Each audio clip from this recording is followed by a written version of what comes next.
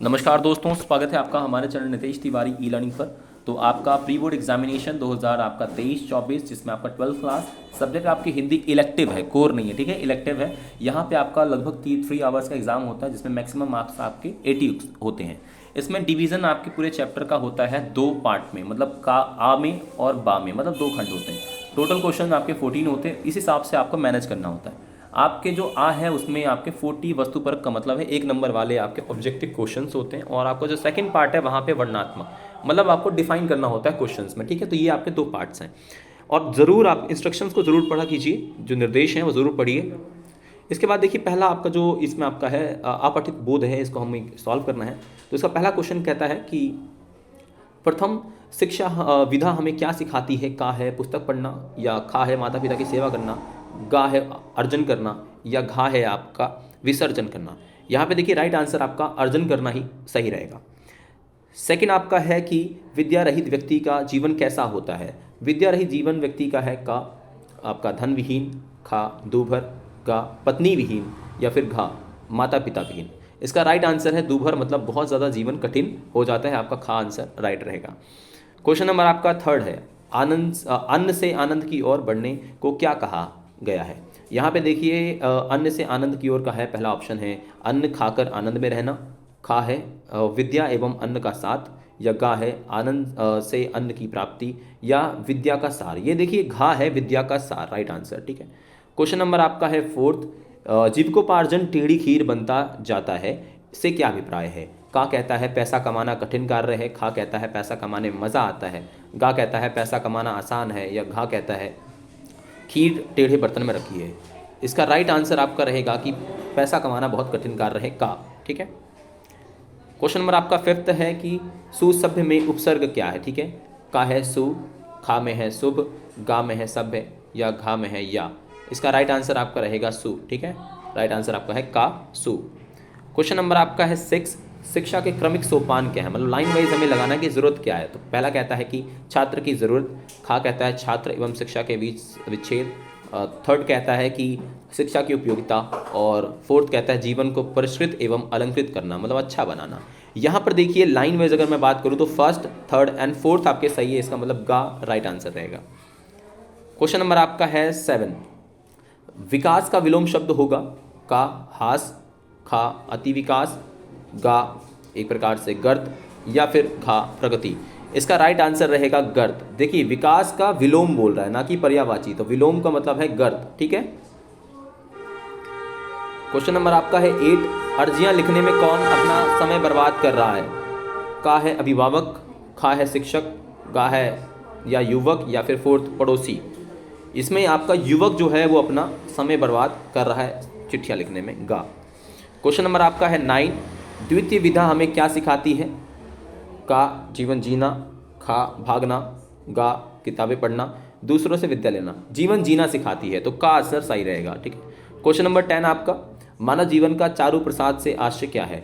मानव जीवन की झोपड़ी, मानव जीवन का सुंदर महल, मानव जीवन की कुरूपता, मानव जीवन का आडंबर। इसका राइट आंसर खा रहेगा मानव जीवन का सुंदर महल। सेकंड आपका है, इसमें पद्यांश है, हमें इसका भी आंसर पढ़ना है, और फिर क्वेश्चन नंबर आपके 1 नंबर वाले ही है, मतलब एमसीक्यू ही है। पहला क्वेश्चन है कि उपयुक्त कविता में कौन सा रस है। तो उपयुक्त कविता में आपका का कहता है करुण रस है, खा वीर रस है, या गा शांत रस है, या फिर एक प्रकार से श्रृंगार रस है। अब देखिए यहाँ पे काफ़ी सारी चीज़ें हैं, तो अगर मैं टॉपिक पे जाऊँगा तो यहाँ पे एक प्रकार से जो बात की जाती है वो करुण रस की ही बात की जा रही है, ठीक है। तो का आंसर सही रहेगा। सेकंड क्वेश्चन आपका है, इसमें कच्चा ही रह जाता है से क्या अभिप्राय है। जो पढ़ाई नहीं करता, जो राष्ट्र युद्ध नहीं करता, जो मकान की नींव अधूरी छोड़ देता है, या घा जो बचपन में नहीं पढ़ता। इसका राइट आंसर रहेगा जो युद्ध नहीं लड़ता, क्योंकि आपके पैसेज में जो है वो युद्ध की बात की गई है, जो राष्ट्र युद्ध नहीं लड़ता, तो खा आंसर सही रहेगा। क्वेश्चन नंबर आपका है गा, मतलब थर्ड, मुट्ठी का कुंवारी रहने में क्या तात्पर्य है। तो मुट्ठी में मेहंदी ना लगना, मुट्ठी में कंगन ना पहनना, मुट्ठी में तलवार ना लेना, या मुट्ठी बंद करके पैसे मांगना। इसका राइट आंसर है तलवार ना लेना, क्योंकि यहाँ युद्धों की बात की जा रही है, तो राइट आंसर गा ही रहेगा। क्वेश्चन नंबर आपका 4, जिसमें राष्ट्र वही चमकता है जिसने रण का आतप झेला है, कथन को ध्यान में रखते हुए उचित विकल्प को हमें ध्यान में मतलब पहचान लेना है कि भी कौन सा सही है। देखो इसमें काफ़ी सारे पॉइंट्स हैं, पहला है, दूसरा है, तीसरा, चौथा। अब पहला कहता है कि जो देश युद्ध करता है वही सुरक्षा पाता है।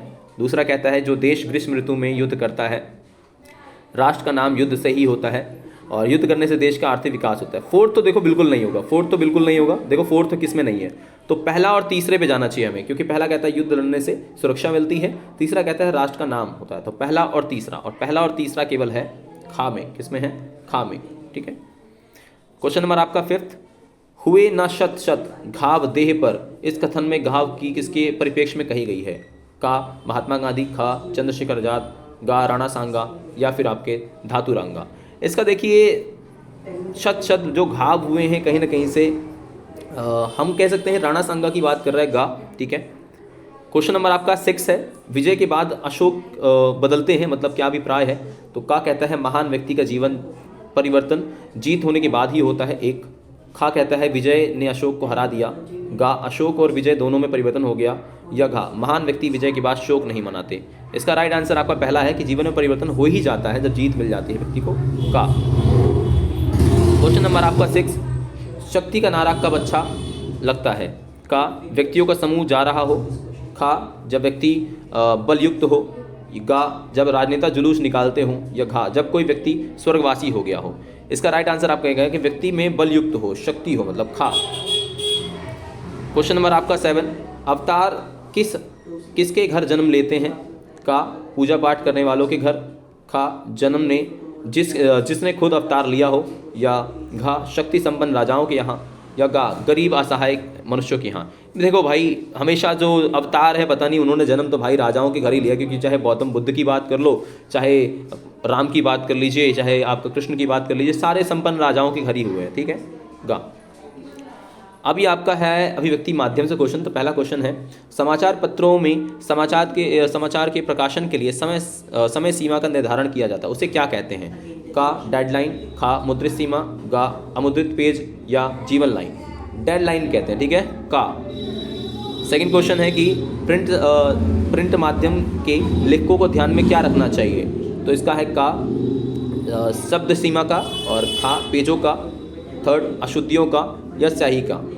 देखिए यहाँ पर मैं अगर कहूँगा तो सेकंड और थर्ड, मतलब अशुद्धियाँ और पेजों की थोड़ी लिमिटेशन होनी चाहिए, तो आपका का हो जाएगा। ठीक है। थर्ड क्वेश्चन है कि न्यायपालिका, कार्यपालिका और विधान पालिका, मतलब विधायिका भी बोल सकते हैं, लोकतंत्र के 3 स्तंभ है। बिल्कुल आप पोल साइंस से पढ़े होंगे। और चौथा स्तंभ किसे कहा जाता है? का है राष्ट्रपति, खा है प्रधानमंत्री, गा है संपादक, या घा है मीडिया। राइट आंसर मीडिया है, लेकिन वास्तविकता में आज मीडिया नहीं है। आज मीडिया उस प्रकार से चौथा स्तंभ मैं कह सकता हूँ भूमिका नहीं निभा रही है। क्वेश्चन नंबर आपका 4, उदंडमांडन क्या है? एक प्रकार से एक उपन्यास है, खा हिंदी का पहला साप्ताहिक पत्र है, गा एक लघु कथा है, या घा हिंदी भाषा का प्रथम संपादक है। इसका राइट आंसर आपका हिंदी का साप्ताहिक पत्र है, खा। क्वेश्चन नंबर आपका 5th, जिसमें आपका टीवी पर प्रसारित खबरों में सबसे महत्वपूर्ण क्या होता है? का व्यक्ति, सेकंड बाइट, थर्ड साइड, या फोर्थ विजुअल। तो सेकंड और फोर्थ राइट है। सेकंड फोर्थ किस में है? गा में है। तो राइट आंसर ये रहेगा आपका। अब देखिए यहाँ पर आपका लगभग ये आपके टॉपिक से हैं, चैप्टर से हैं। तो 1 नंबर वाले फिर से वही क्वेश्चंस। तो यह कैलेंडर से मालूम था कि कवि के कहने का तात्पर्य क्या था? तो का कहता है मनुष्य का प्रकृति से नाता टूट चुका है, खा कहता है मनुष्य कैलेंडर देखकर सब कुछ जान जाता है, गा कहता है कैलेंडर आज व्यवसायीकरण हो चुका है, गा कहता है कैलेंडर प्रत्येक घर में होता है। राइट आंसर आपका है कि प्रकृति जो है उससे नाता टूट चुका है, उसे कैलेंडर से ही पता चलता है कि अब क्या है, वरना पहले ऐसे ही पता चल जाया करता था कि अभी वसंत आ रहा है या कौन सा मौसम आ रहा है। क्वेश्चन नंबर 2, हवा आई फिरकी सी आई चली गई, कौन सा अलंकार है? देखिए यहाँ पर का अनुप्रास अलंकार, खा यमक अलंकार, गा मानवीकरण अलंकार, या पुनरुक्ति अलंकार। देखिए यहाँ मानवीकरण अलंकार है, क्योंकि यहाँ पर चली गई व्यक्ति के लिए यूज होता है, ना कि हवा के लिए। थोड़ा सा मानवीकरण किया जा रहा है प्रकृति का। क्वेश्चन नंबर 3, इस पद्यांश में कौन सा छंद है? का मुक्त छंद, सोराठा छंद, या फिर चौपाई है, या फिर दोहा है? चौपाई दोहा तो बिल्कुल नहीं है, मुक्त छंद ही कहूँगा मैं। का मदन महीना से तात्पर्य क्या है? का वर्षा, खा ग्रीष्म ऋतु से, गा वसंत ऋतु से, या फिर घा शरद ऋतु से। राइट आंसर आपका इसमें रहेगा वसंत ऋतु से। कौन सा ऋतु है? वसंत ऋतु है। ठीक है। क्वेश्चन नंबर आपका 5th है, दफ्तर में अवकाश क्यों था? का कहता है उस दिन रविवार था, खा दफ्तर के उद्घाटन में मंत्री जी को आना था, या फिर गा आपका उस दिन होली थी, या फिर घा उस दिन बसंत पंचमी थी। राइट आंसर उस दिन बसंत पंचमी आपके टॉपिक के अनुसार, ठीक है। ये आपके लगभग 1 नंबर वाले क्वेश्चन थे। अब ये भी फिर से आपका टॉपिक सही है, 3 भाइयों का 5वां क्वेश्चन, इसको भी बता देता हूँ मैं सही से। तो कथन कहता है कि भैया, कथन का भैया के मरते ही सब खेल खत्म हो गया, सही बात।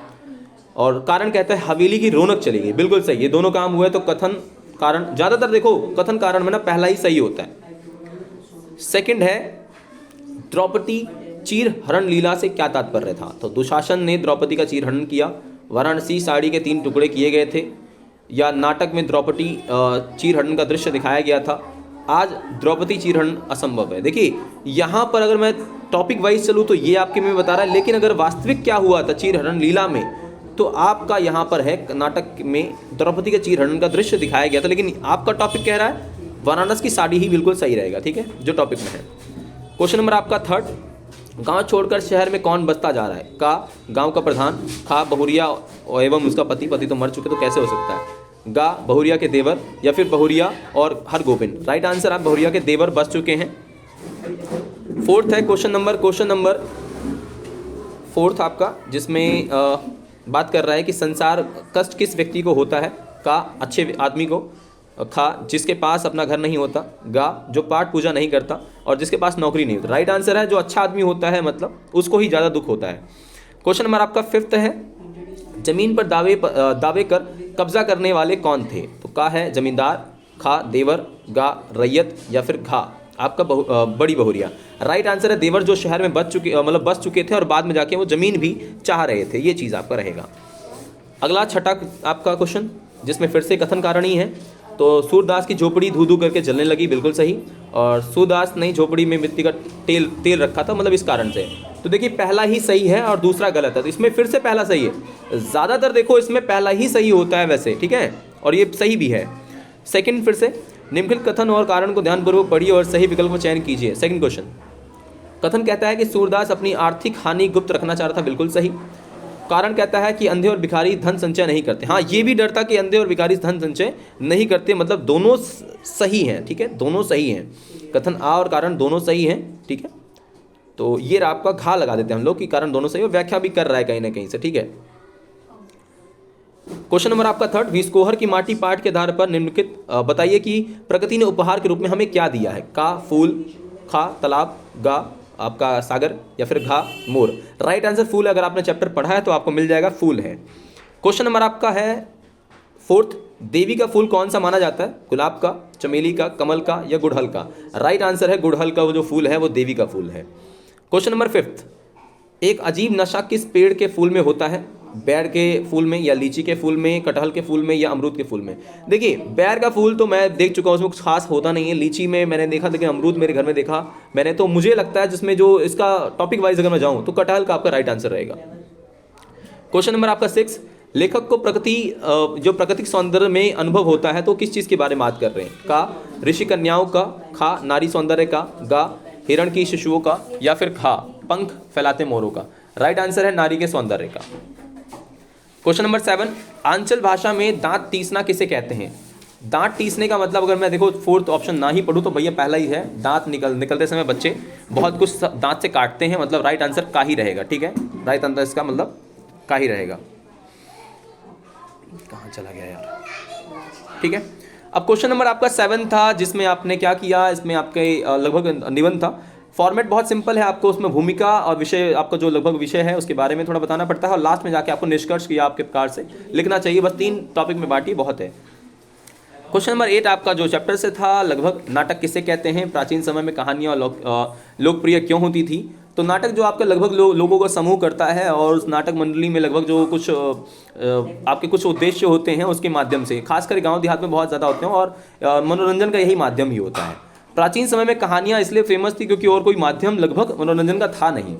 नाटक और संवाद का महत्व का प्रकाश डालिए। देखिए नाटक में संवाद बहुत ज़रूरी है, क्योंकि एक पक्ष और दूसरा पक्ष जब बोलता है तो जो तथ्यता है, जो उसकी जो एक प्रकार से मैं कहूँगा कि महत्वता है, वो निकल के बाहर आती है। अब यहाँ पर देखिए आपका है जनसंचार माध्यम में लाइव की भूमिका और उल्टा पिरामिड शैली।